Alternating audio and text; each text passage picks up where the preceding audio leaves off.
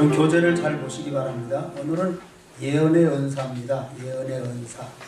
참 우리가 성령론을 배우면서 여러분 이제 영적 흐름과 영적 진단과 그 영적 생활에 유익이 될 수 있는 그런 기회로 여러분이 잘 받아들이시기 바랍니다. 그래서 말씀 가운데 굳게 서서 여러분의 영성이 날마다 새로워지기를 주님의 이름으로 축복드립니다. 그래서 오늘은 예언의 은사입니다. 죄송한 얘기지만은 지금 한국교회 미국에 있는 어느 여자 전도사님이 12월 전쟁설을 예언했죠. 그래서 지금 국내가 혼란 속에 있습니다. 청와대 이야기도 나오고 땅굴 이야기도 나오고 종로와 일산 지역에 큰 파괴가 일어나고 전쟁이 6개월 동안 계속될 것인데 그 기간이 좀 단축되어서 5개월 정도 전쟁이 있을 것이다. 그런 예언이 지금 유튜브로 퍼지고 있어요. 지금 국내에는 굉장히 혼란스러워요. 여러분이 그런 시대에 살고 있어요. 아마 이 소식을 들은 분도 있고 못 들은 분도 있을 거예요. 그렇죠? 근데 이제 오늘 저녁에 가서도 한번 유튜브를 열어보면 깜짝 놀랄 거예요. 근데 그런 예언의 소식에 접하게 될 때 과연 그리스도인으로서 어떻게 해석해야 되고 어떻게 받아들여야 되고 어떻게 이해해야 하느냐, 이것이 중요해요. 그래서 우리에게 영성이 필요합니다. 바른 영성. 여러분 정말 기독교인으로서 기독교의 참된 영성이 여러분에게 이루어지기를 주님의 이름으로 축복합니다. 그런 의미에서 오늘 예언의 은사를 잘 배우세요. 배우시면은 스스로 분별할 수 있는 지혜가 생기는 거죠. 호황된 이야기냐 아니면 어떤 그 배우의 사탄의 역사에서 잘못된 예언을 하고 있는 것이냐 아니면 진짜 진실로 하나님이 선포하시는 예언의 메시지냐 하는 사실을 우리가 진단할 수가 있죠. 그래서 그 예언의 핵심 내용을 보니까 전쟁이 일어나니까 12월 전에 애들을 키우는 부모들은 다 외국으로 도피하라 그런 말까지 나옵니다. 그래서 지금 외국으로 도피하는 가정들도 있다고 합니다. 여러분 그만큼 말 한마디가 얼마나 중요한지 몰라요. 그 말의 영향력이라는 것은 파급이 크다는 사실을 알아요. 좋은 영향력이라면 좋은 결과를 끼치지만은 나쁜 영향력이라면 엄청난 나쁜 효과로 나타날 수밖에 없다는 것을 우리가 볼 수가 있죠. 자, 그런 의미에서 예언의 은사인데요. 어원적으로 한번 따져봅시다. 영어에는 두 가지 용어를 사용하죠. 프레딕트하고 프로페시라고 하는 영어를 우리가 살펴볼 수가 있는데 이 프레딕이라는 단어는 어떤 의미에서 미래에 있을 일을 미리 말한다. 그래서 여기 대부분 우리 한국 분들은 미래 예언이잖아요. 그죠? 전부 다 이 미래 예언 의미로 이렇게 받아들여요. 네. 그러나 하나님의 계시나 뜻을 그 하나님의 놀라운 계획을 이게 사람들에게 전파하는 역할을 감당하는 사람, 그런 의미가 어떤 면에서 하나님 말씀을 받아서 전한다는 의미가 성경적인 의미거든요. 근데 이 의미는 좀 뒷전으로 돌리고 미래에 일어날 일만 이렇게 선포하는 것으로 이렇게 받아들이기 때문에 굉장히 위험하지 않을 수가 없다는 겁니다. 여러분 예언은요 하나님의 뜻을 미래로 이렇게 밝혀주는 역사이기 때문에 함부로 하나님께서 말씀하지 않습니다. 그렇지 않겠습니까? 여기 있는 분들이 다 예언의 은사를 받았다고 해서 각 사람에게 똑같은 계시가 임하면 감사하지만은 각자 다른 예언이 떨어지게 될 경우 어떻게 해석하겠어요? 어떤 큰 사건이나 역사의 변화에 대한 그런 암시를 예고하는 일이라면 하나님께서도 신중하게 예언의 은사를 부어주신다, 그렇게 판단이 되는 것입니다. 그런 의미에서 이 두 가지 용어가 있는 것을 보고 우리가 그럼 성경에서 말하는 예언자는 어떤 예언자냐? 그 예언자가 한자로 두 용어를 사용하죠. 미리 예자를 사용도 하고 맡길 예자를 사용하잖아요. 그래서 우리 발음은 똑같이 예언자 이렇게 말하지만 전혀 의미가 다르다는 거죠. 그래서 예언은 언자에 맡길 예자를 사용한 말입니다. 그래서 예언자는 미래에 일어날 어떤 사건을 미리 예언하는 사람이 아니라 하나님의 계시나 뜻을 하나님의 백성들에게 전달하는 자들이다 그랬습니다. 하나님 말씀을 받아서 전달의 의미가 있습니다. 이것이 성경에서 말하는 예언의 의미입니다. 근데 우리는 너무 미래 예언에 집중하고 있다는 거예요. 그래서 이 예언의 은사를 잘못 이해하다 보면은 잘못된 방향으로 빠지기가 쉽다. 여러분, 하나님 말씀을 받는다는 것이 얼마나 중요한지 모릅니다. 그런데 이미 여러분 계시는 성경으로 완성이 된 겁니다. 여기에 또 다른 계시가 필요하다. 이게 2단이라고 했죠? 통일교 원리 강론 뭐 이렇게 해서 성경 외에 또 다른 원리 강론, 정말 플러스 알파를 강조한단 말이에요. 이미 계시는 성경을 통해서 완성했어요. 자, 다시 한번 기억을 정리하세요. 하나님 말씀은 세 가지라고 했죠.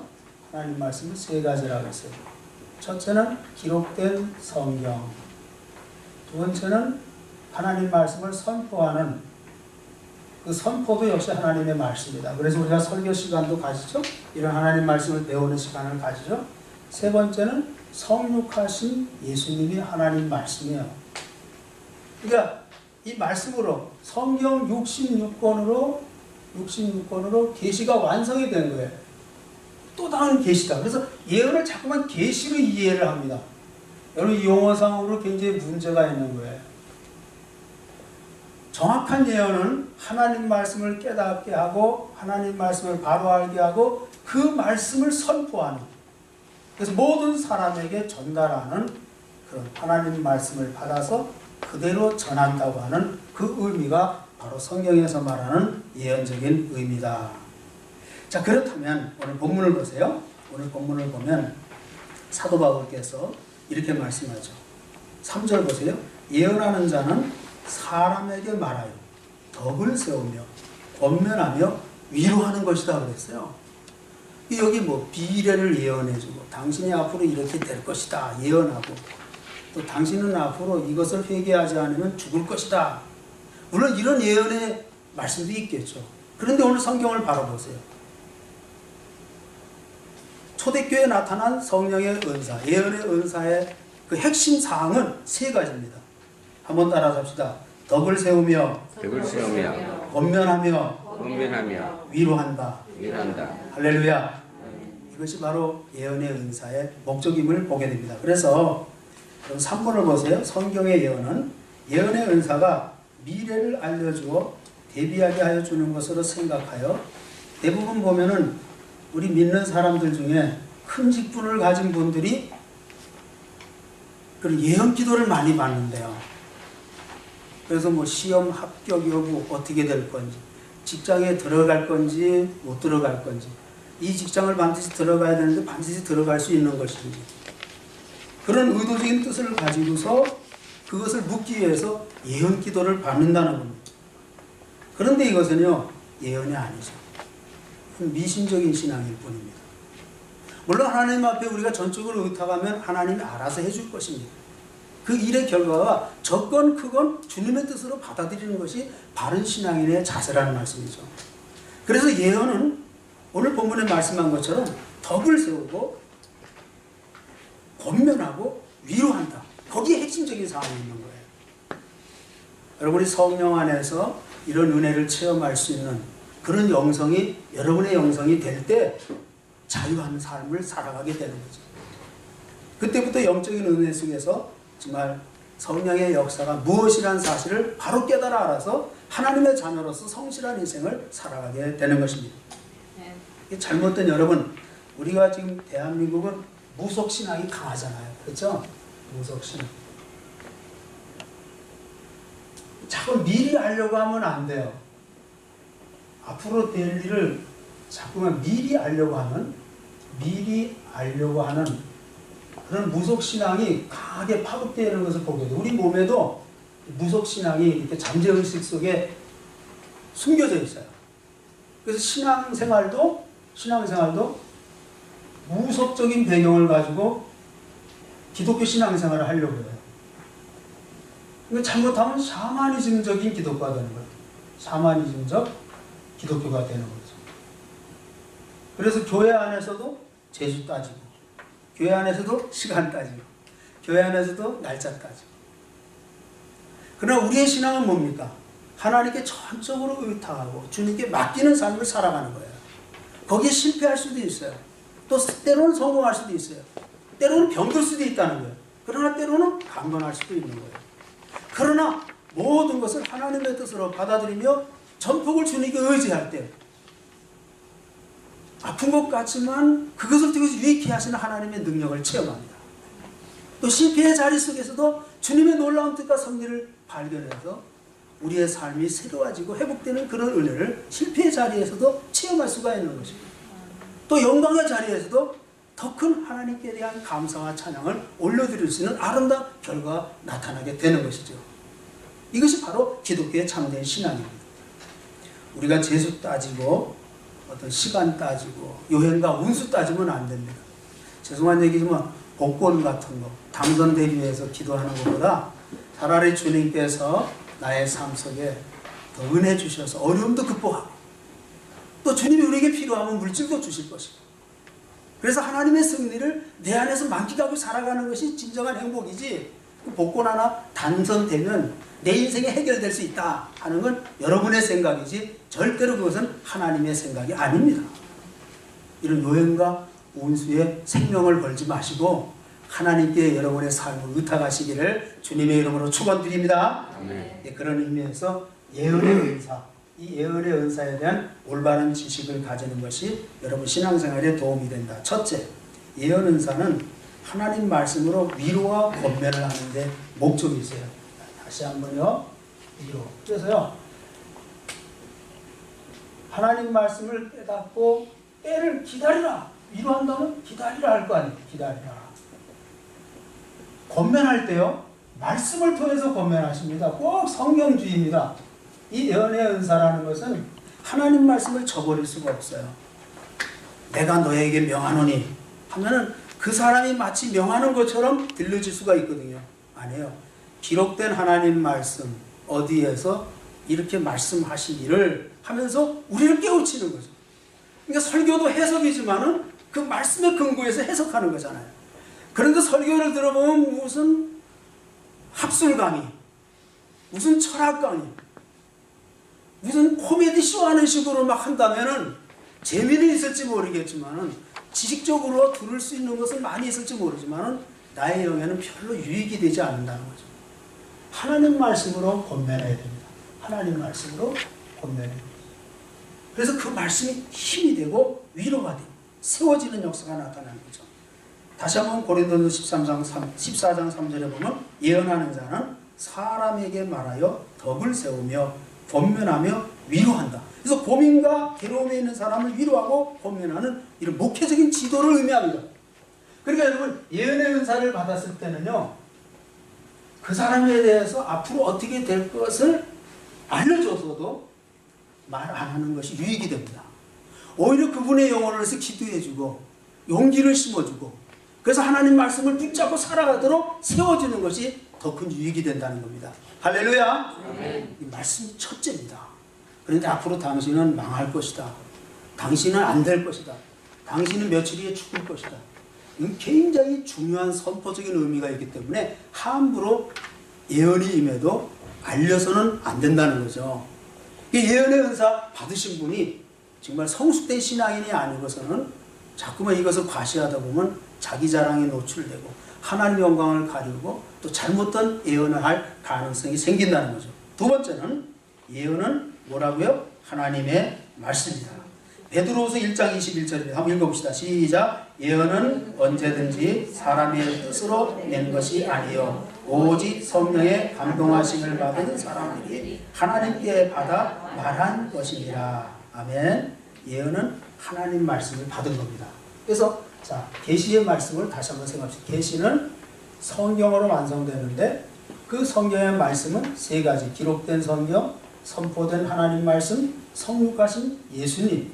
바로 예수님이 계시 완성이잖아요. 그러니까 이슬람교에도 예수님 외에 다른 계시, 코란을 얘기하잖아요. 예수는 실패했고 선지자라 인정하지만은 아니라는 거예요. 나를 마지막 사도로 보냈다 해가지고 무함마드가 코란을 계시받았다. 플러스 알파를 얘기하잖아요. 이게 문제인 거예요. 계시는 완성된 거예요. 그래서 예언의 은사는, 성령께서 우리에게 주신 예언의 은사는 성경적이어야 돼요. 성경적.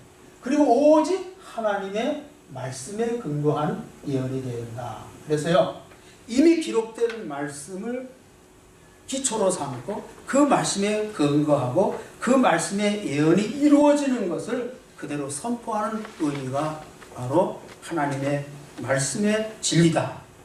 그런 의미로 우리에게 깨우쳐주고 있습니다. 세 번째는 예언은 사도들이 말씀으로 교훈하는 것이다. 그랬습니다.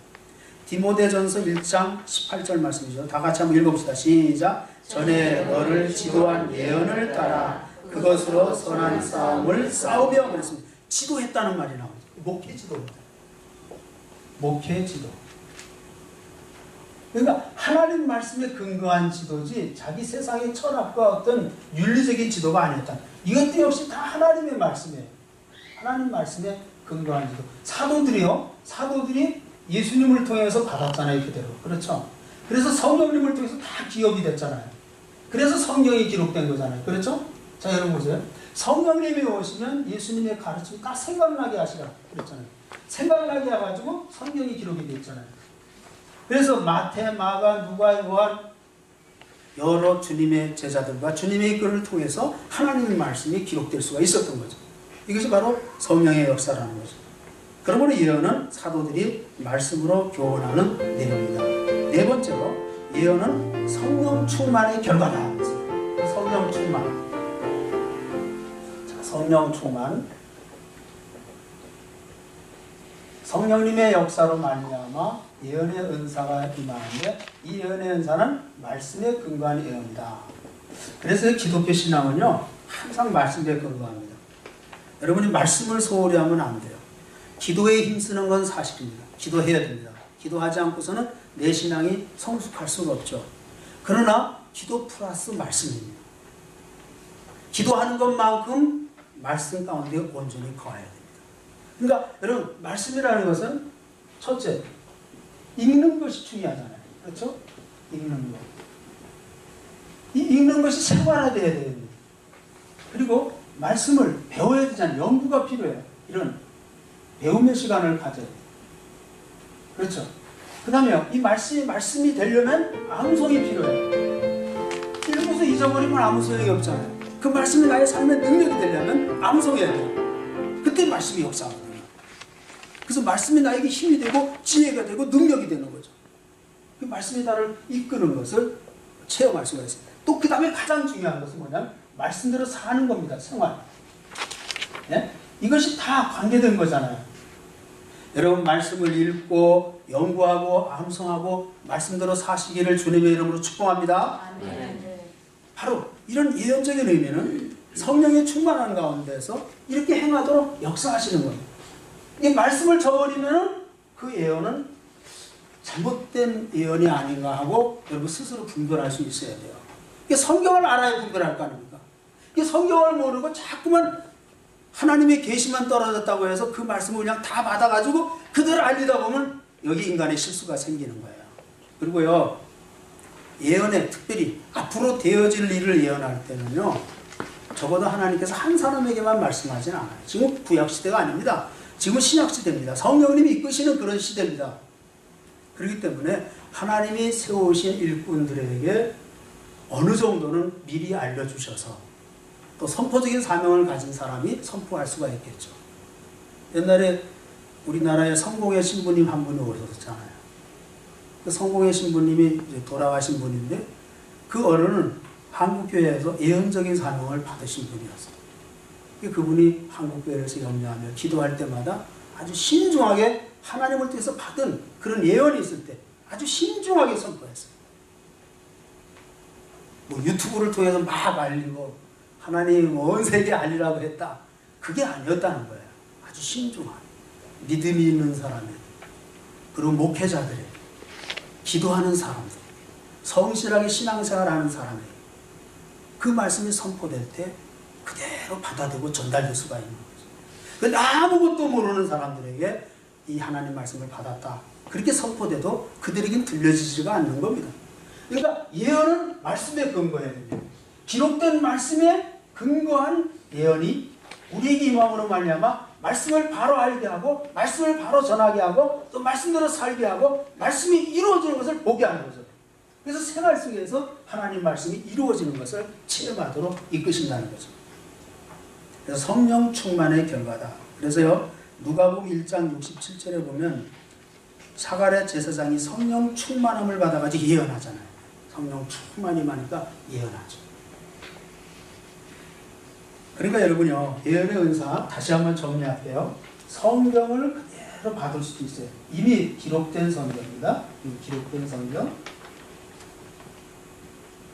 그래서 예언의 은사를 받았다는 분들은 먼저 기록된 성경의 말씀이 임해요. 그래서 상대방에게 아까 말씀한 것처럼 덕을 세우고 권면하고 위로하는, 그래서 새 힘을 주시는 거예요. 근데 예언기도 받으면 절망에 빠져 실패한다고 하더라, 시험에 떨어진다고 하더라, 너 죽는다고 하더라, 이게 유익이 되지 않는 거예요. 3개월 후에 죽는다고 할지라도 하나님께서는 그에게 3개월이라는 생명의 시간을 연장해 주신 겁니다.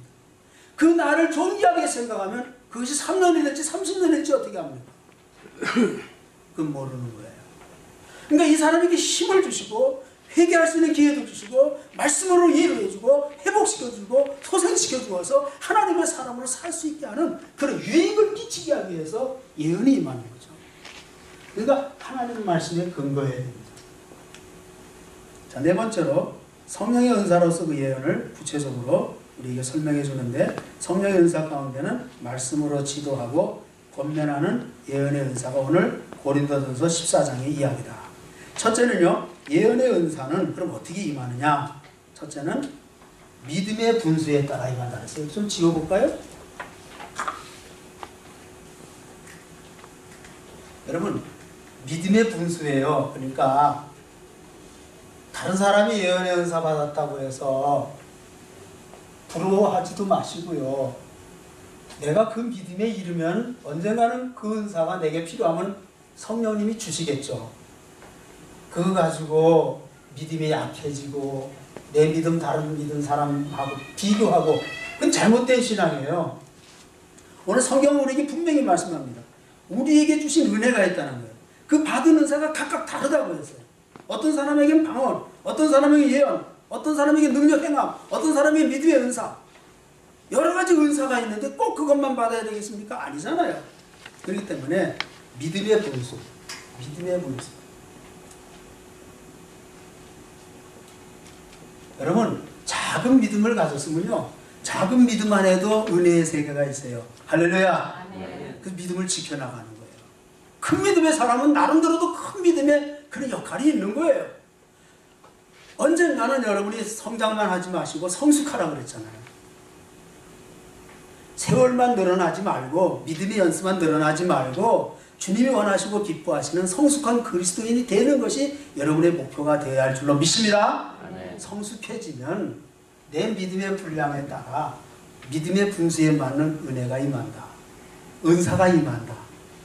그래서요, 과거에는 성경을 읽을 때 지루하고 졸리고 조금 읽다가 그냥 덮어놓고 읽지도 않았는데, 어느 날은 성경에 깊숙이 빠지게 되어서 잠도 안 주무시고 읽으면 읽을수록 꿀맛 같고, 야, 날마다 하나님 말씀과 가까이 하는 삶을 살아가잖아요.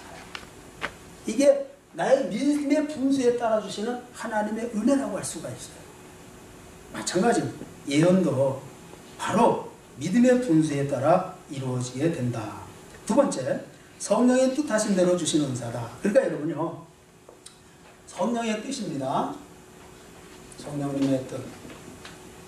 내가 받기는 원하지만은 하나님의 뜻이 아니라면 좀 어떻게 하겠습니까? 하나님이 너는 방언은사 받은 것으로 만족해라. 아, 너 방언은사 못 받았어? 그럼 너는 말씀을 깨닫는 것으로 만족하라. 너에게 믿음을 주시지 않았느냐? 그 믿음이 너를 온전히 세워갈 것이다 하면 만족하라는 거예요. 성령님의 뜻대로 이 예언의 은사도 우리에게 주신다. 그래서 고린도전서 12장 11절에 이 모든 일은 같은 한 성령이 행하사 그의 뜻대로 각 사람에게 나누어 주신다. 그렇게 말씀했습니다. 그 다음에 세 번째로 은사는 조금 전에도 말씀한 것처럼 덕을 세우고 유익하게 사용해야 된다. 자, 그래서 방언은 자기에게 유익이 된다 그랬죠. 그렇죠? 예언은 교회를 유익해야 합니다. 네. 교회를 향하여 말씀하시는 내용이 있잖아요. 교회가 하나 되어야 합니다 하는 것은 하나님 우리에게 지금 말씀하시는 뜻이 있네요. 모든 사람에게 알려졌을 때 교회 덕이 되잖아요. 그렇죠? 근데 방언은 자기에게만 유익이 되잖아요. 자기에게만 유익이 되잖아요. 그래서 고요히 자기 혼자 기도할 때 그 방언으로 기도하면 나에게 더 유익이 된다는 거죠. 그렇죠? 근데 예언은 의미가 분명하잖아요. 핵심도 분명하고 이래서는 안 됩니다. 하나님 말씀으로 돌아와야 됩니다. 하나님의 뜻이 이러합니다. 선포했을 때 온 회중들이 아멘하고 받아들여서 온 교회가 정말 성령의 뜻 안에서 화목하고 하나 되는 유익한 결과를 맞이하게 된다는 거죠. 그래서 교회에 유익이 되는 거죠. 그래서 교회에 덕을 세워나니 유익하게 사용해야 된다. 뒷면으로 넘어가겠습니다. 네 번째로 예언의 은사도 사랑이 없으면 아무 유익이 없어요. 자, 예언의 은사 받은 사람은 부럽죠. 근데 이 은사도 역시 사랑이 없으면 아무 소용이 없죠. 여러분 기독교에서 말하는 핵심 의미를 분명히 깨달으시기 바랍니다. 방언도 성령님의 뜻대로 주시는 것이고 예언도 성령의 뜻대로 주시는 것인데 그 중심에 사랑이 없다면 그 귀중한 은사도 아무 소용이 없다는 거예요. 그럼 기독교에서 말하는 진리의 핵심이 뭡니까? 예수님을 닮아가는 거. 할렐루야! 이게 성숙한 신앙이에요. 은사도 다 교회를 유익해 하고 나를 유익해 하는 것이 사실이지만은 그 속에 진짜 핵심적인 본질, 사랑이 없다면 그 은사는 헛될 수밖에 없다는 겁니다. 그러나 사랑이 있으면서 이 은사도 가진다면 이분은 정말 하나님하고 크게 쓰임받는 일꾼이 될 수가 있다는 거죠. 과시만 하고 자랑만 하고 나는 기도 생활 많이 한다 하고 남을 함부로 믿음이 약한 사람들을 함부로 대한다면 그건 바른 믿음이 아니잖아요. 그건 예수님이 원하시는 믿음이 아니잖아요. 하물며 제자 가룟유다가 자기를 팔아먹을 것까지 알면서도 예수님은 기다리잖아요. 회개할 것까지 기다리잖아요. 다 속까지 들여다보고 계신 예수님은 기다리잖아요. 여러분 그것이 진리잖아요. 기독교에서 말하는 진리, 본질이잖아요. 내가 예언하는 능력이 있어 모든 비밀과 모든 지식을 알고 그러나 사랑이 없으면 내가 아무것도 아니라 그랬습니다. 여러분 사랑의 사람들이 되시기를 주님의 이름으로 축복합니다. 아멘. 이 은사의 의미를 바로 알면요 자유화해요. 그분 방언 은사면 인정해 주세요. 이상하다 생각하는 게 잘못된 거예요. 그게 비성서적이죠. 은사 받은 것을 격려해주고 잘 활용하다. 또 예언의 은사 받으신 분이 있으면 우리 인정해주고 또 그분이 그런 함부로 예언한다면 성경적으로 분별하세요. 그렇죠? 오늘 여기 이제 분별할 수 있는 내용이 나옵니다. 다섯 번째가 예언의 내용입니다. 자, 예언은 반드시 하나님 말씀이어야 하며 참된 것이어야 된다. 그렇게 정의를 내리고요. 첫째, 참된 예언은 반드시 하나님이 주십니다. 그래서 이사야 선지자도 계시를 받을 때 나 여호와가 말하니 하나님이 명령하셨어요. 하나님이 말씀하시는 거예요. 하나님이 주시는 예언이 됩니다. 근데 생각과 어떤 자기 판단에 의해서 이게 하나님의 계시라고 착각할 때가 있어요. 이게 문제거든요. 여러분 기도할 때 잘못하면요. 이게 하나님의 음성이다. 기도할 때. 음성이다 하는 거예요. 사무엘 선지자, 이 구약 성경에서 진짜 유명한 예언자가 사무엘 선지자 아닙니까? 근데 어렸을 때 하나님의 음성이 들려오잖아요. 그때는 자기가 판단할 수 있는 능력이 없었어요. 그래서 엘리 제사장에게 찾아가잖아요. 엘리 제사장이 부른 줄 알고. 근데 엘리 제사장이 들어보니까 이거 하나님이 부르는 거거든요. 그럼 하나님의 음성을 분별할 수 있어야 되는데 이 하나님의 음성은요 날마다 들려오는 게 아닙니다. 이미 기록된 말씀을 믿어야지 바른 믿음이지 이 이 기록된 말씀을 무시하고서 자꾸 하나님의 음성이 들려지기 원한다면 이게 신비주의가 되는 거예요. 그래서 잘못된 예언이 임한다니까요. 마귀가 와서 속삭여도 하나님의 음성으로 들려지는 거예요. 그래서 잘못된 예언을 하는 거예요.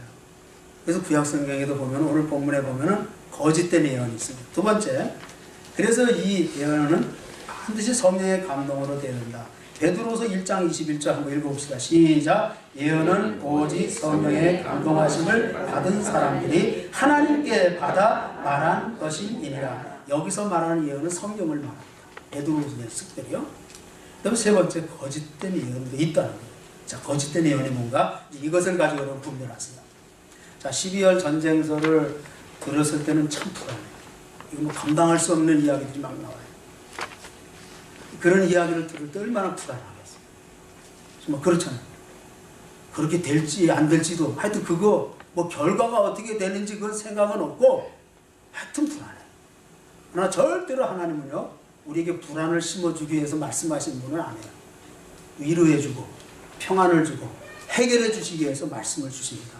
할렐루야. 네. 여러분, 예배를 드리면서 뭔가 여기서 얻어져야 될 거 아니에요. 너 죄인이냐? 회개하라. 주님 음성 들리면 죄를 회개하면 내가 너의 죄를 사했노라. 다시 한번 일어서라. 그런 음성 듣고 나가야지.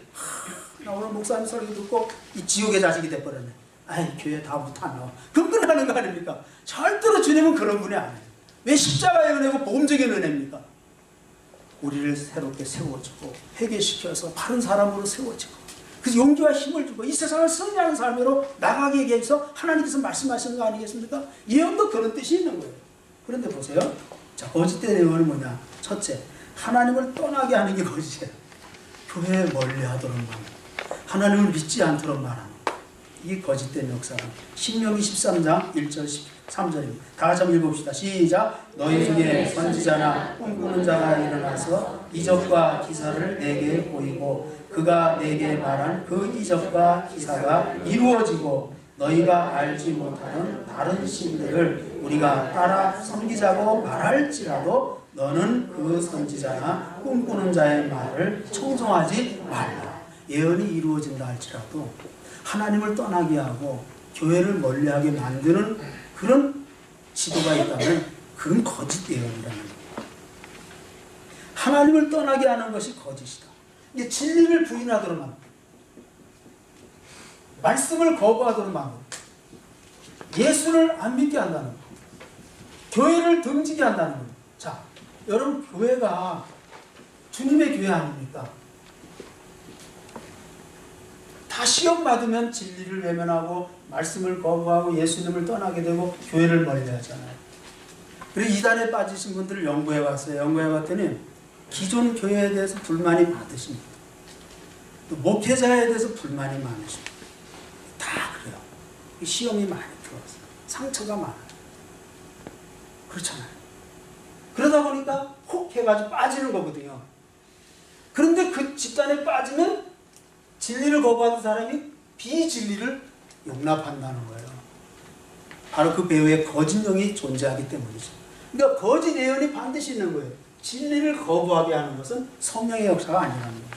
두 번째, 성령의 감동으로 이루어진다. 베드로후서 1장, 죄송합니다. 두 번째는 성취되지 않은 예언은 거짓이다 그랬어요. 그래서 예레미야 선지자가 주로 지적을 했는데요. 28장 1절에 17절까지 내용입니다. 그 하나니아에게 어떤 예언이 임했냐면 바벨론의 멸망과 예루살렘의 평화는 성취되지 않는다 그랬어요. 그러나 예레미야 선지자는 앞으로 바벨론은 멸망할 것이다.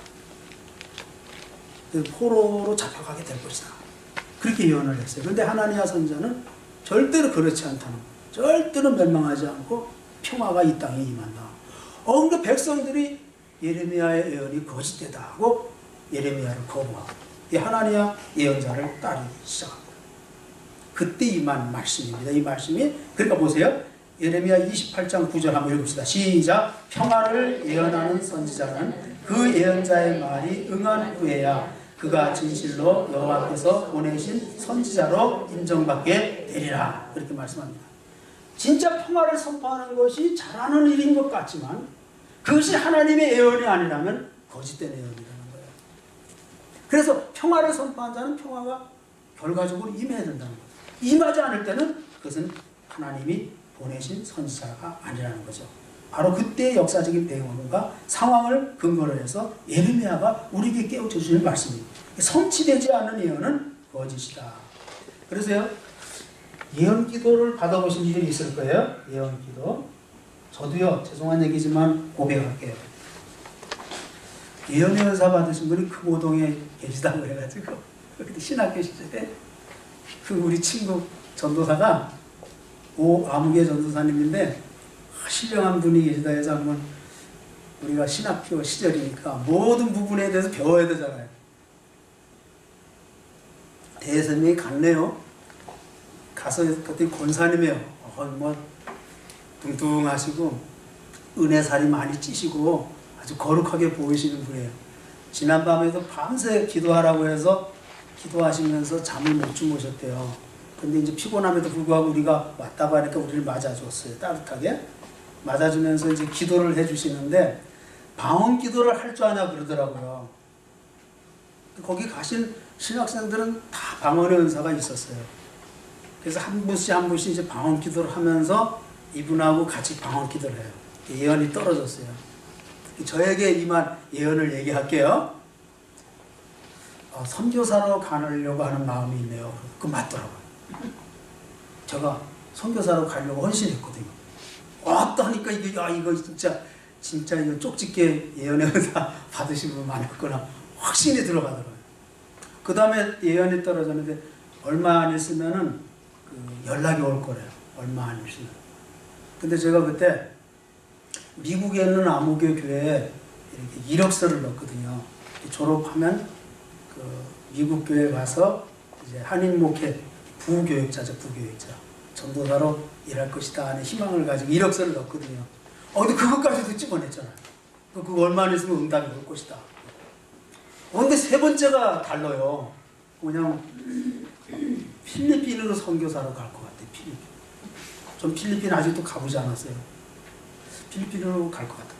첫 번째, 두 번째까지는 맞아요. 세 번째는 아직도 실현이 안 됐거든요. 몰라요. 제가 언제 필리핀 갈지 모르겠지만. 필리핀에서 오신 장로님 목사님. 근데 그렇잖아요. 예언이라는 게 그래요. 어느 건 맞고 어느 건 안 맞고 할 때 혼돈에 빠질 수도 있고 맞는 확률이 더 많았기 때문에 그것을 따를 수도 있다는 겁니다. 근데 절대로 하나님의 예언은 그렇게 임하지 않아요. 근데 나중에 진짜 편지가 왔어요. 이력서가 되돌려 왔더라고요. 그러면서 거기에 뭐라고 짧게 왔냐면은 우리 교회가 우리 지역에 있는 분을 초청하도록 여기서 신학 공부하고 거기서 훈련 받으신 분을 전도사님으로 채용하기로 했습니다. 그렇게 하고 응답이 왔다. 이력서까지 그대로 왔다. 그대로 응답이 왔잖아요. 그런데 제가 아랍에미레이트로 오게 됐잖아요. 88년도에. 그러니까 여러분, 우리가 예언이라는 의미를 확실히 알아야 됩니다. 자, 이런 면에서 성취되지 않은 것은 거짓이다.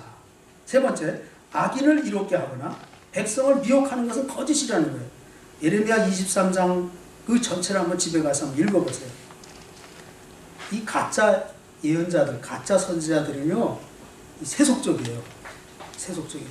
돈에 치우치고요, 향락에 치우치고요, 세속에 치우쳐요. 거짓된 예언을 하고. 근데 자꾸 유익하게 예언을 하는 거예요. 그렇잖아요. 점쟁이들이 그렇잖아요. 예.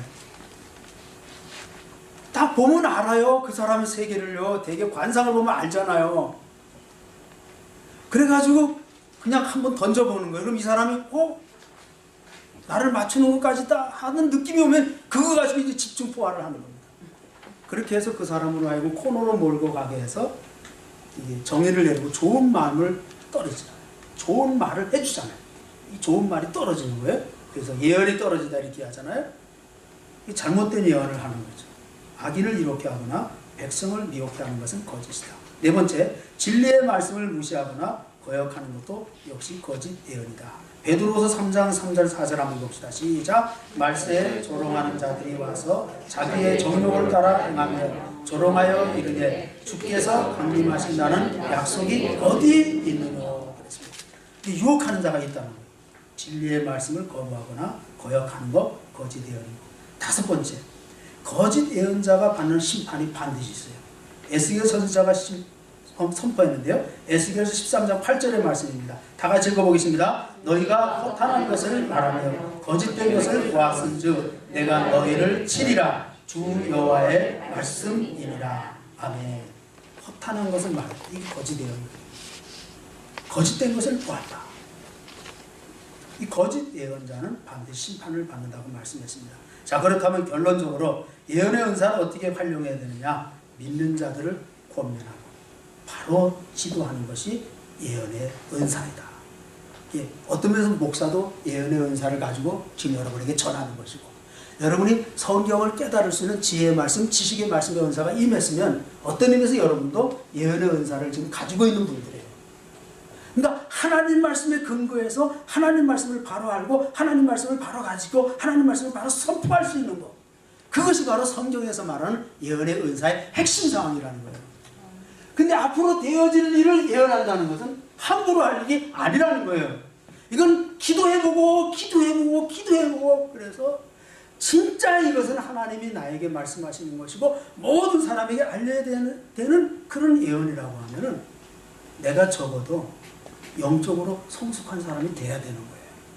무명의 사람이 갑자기 무슨 하늘에서 떨어진 사람도 아니고, 저 사람은 교계의 지도자도 아니고, 저 사람이 영적인 훈련에 대한 과거의 배경도 모르는데 갑자기 뭐 연예인이라고 해서 은혜 받아가지고 뭐 계시 받았다 해가지고 나에게 예언에 떨어졌다고 해서 예언한다고 해서 누가 믿겠나는 거예요. 요즘 뭐 유튜브가 있어가지고 막 퍼지잖아요. 굉장히 무서운 세상에서 우리가 살고 있습니다. 여러분이 판단하세요. 저는 12월 가봐야 할 테니까 미리 말아서 안 계세요. 여러분이 판단해야죠. 두 번째, 사랑을 실천하며 하나님의 뜻을 이루는 은사입니다. 사랑이 있어요. 그래서 제가 초대교회에 아가보의 흉년 예언이 있었어요. 온 세상에 흉년이 있으리라 그랬더니요, 그대로 이루어졌어요. 예언대로 이루어졌잖아요. 바로 이런 예언이에요. 한두 번밖에 없어요. 성경에, 신약 성경에도요. 그런데 이 교민사회가요, 죄송한 얘기, 우리도 교민이지만은 영적으로 굉장히 혼미합니다. 왜냐하면 신학적인 지도가 부족하고 노예가 없고 총회가 없어요. 교회 십자가만 걸면 다 교회예요. 그러니까 어디서 목사가 되는지 몰라요. 성경책만 가지고 말씀 전하면 다 교회인 줄 알거든요. 그러니까 우리 성도들이 얼마나 양과 같은 순박한 성도들, 그분들에게 바른 말씀이 선포돼야 되는데 유혹이 많은 그 혼미한 세계가 바로 이 교민 세계입니다. 그러다 보니까 말입니다, 나름대로 영적인 지도가 부족한 거예요. 막 은사 받았을 때 감당하지를 못하는 거예요. 막 감당하지 못하는. 집에서 기도해도 막 거기서 은혜 받고, 개인적으로 기도해도 막 계시가 떨어지고 하는데 그걸 누구를 통해서 지도를 받는다는 거예요. 그래서 이 목회자와 관계하면서 여러분 신앙생활을 해야 됩니다. 이 마지막 세대는요, 교회와 관계하면서 신앙생활을 해야지 나 혼자도 믿음 지킬 수 있다. 나 혼자 예배해도 예배가 된다. 교회 없어도 신앙생활 유지할 수 있다. 큰일 납니다. 지금 미국에도요, 가난한 성도가 많다. 안 나가 성도, 거꾸로 하면 안 나가 성도. 미국에는 그 가난한 성도가 점점 늘어나고 25%랍니다. 25%. 굉장한 숫자죠. 근데 대한민국도 지금 늘어나고, 지금 이투바이에도요, 한 500여 명 된다는 것 같아요. 500여 명. 교회 안 나가는 성도, 가난한 성도들. 위험한 겁니다. 그런데 보세요. 계시가 떨어져서, 예언이 떨어져서 그들이 이루어졌어요. 그랬더니 교회가 구제연금을 모아가지고 유대인의 형제들에게 다 보냈어요. 사랑을 실천하고 하나님의 뜻을 이루도록 하는 예언의 은사임을 보게 됩니다. 사랑을 실천할 수 있어야겠다. 결론 읽어봅시다. 다 같이 시작. 성령의 은사 가운데 예언하는 은사가 있으며 이는 단지 무속신앙의 미래 운명을 점치는 것이 아니라 하나님의 말씀으로 위로, 권면, 격려하는 목회적인 지도이다. 이 은사를 통하여 교회를 유익하게 할 수 있으며 덕을 세울 수 있다. 아멘. 그래서 저도 예언의 은사 받으신 분들에게 기도도 받아봤고 다 만나봤는데, 다 예언이 앞으로 되어질 일을 말하는 그런 예언이 아니고 하나님 말씀을 받아서 사람을 세우고 바로 이끄는 그런 예언의 은사로 나타나더라고요. 자, 그러므로 말씀으로 결론을 내리겠습니다. 요한계시록 22장 18절 19절 다 같이 시작. 만일 누구든지 이것들 외에 더하면 하나님이 이 두루마리에 기록된 재앙들을 그에게 더하실 것이요 만일 누구든지 이 두루마리의 예언의 말씀에서 제하여 버리면 하나님이 이 두루마리에 기록된 생명나무와 및 거룩한 성의 참여함을 제하여 버리시리라. 아멘. 하나님 말씀에 더하는 거 위험해요. 알파. 아까 얘기했죠. 알파하는 자는 다 지옥에 떨어진다는 거죠. 또 빼는 자, 뭔가 빼는 자, 좋은 것만 받아들이고 나에게 유익이 되지 않은 거 빼는 자도 이건 저주를 받는다 그랬죠. 그러니까 여러분 이미 계시된 말씀에 근거해서 여러분의 신앙을 체계화시키고 성숙화되면은 어떤 은사가 와도 올바로 사명을 감당합니다. 할렐루야. 네. 진짜 여러분에게 앞으로 될 일을 예언할 수 있는 그런 예언의 은사가 임하면 신중하게 기도 더 많이 하고 하나님 말씀을 지도를 받고 그리고 먼저 주의 종들과 상담을 하고 그런 다음에 예언을 선포해야지 함부로 할 일이 아니라는 것. 그런 지혜를 성경이 가르치고 있다는 겁니다. 할렐루야. 네. 앞으로 여러분 하나님 말씀을 바로 이해하고 그 말씀을 읽고 그 말씀을 그대로 선포할 수 있는, 그래서 하나님의 사람들을 바로 세우고 진리 가운데로 이끌고 성숙된 신앙인이 되게 하는 그런 예언의 은사가 여러분에게 나타나서 교회를 유익케 하고 여러분의 신앙이 바로 세워지기를 주님의 이름으로 축복합니다. 네. 기도하겠습니다. 하나님 감사합니다. 참으로 우리에게 진리의 말씀으로 교훈하시고 오늘 예언의 은사에 대해서 바로 교훈해 주시니 감사합니다. 잘못된 예언에 휩싸이지 말게 하시고 우리가 말씀에 근거해서 우리의 신앙을 바로 세우고 우리에게 주어진 성령의 예언의 은사를 바로 받아서 그 예언의 은사와 함께 쓰임을 받을 수 있는 거룩한 도구들이 되게 하여 주시옵소서. 예수님의 이름으로 기도하옵나이다.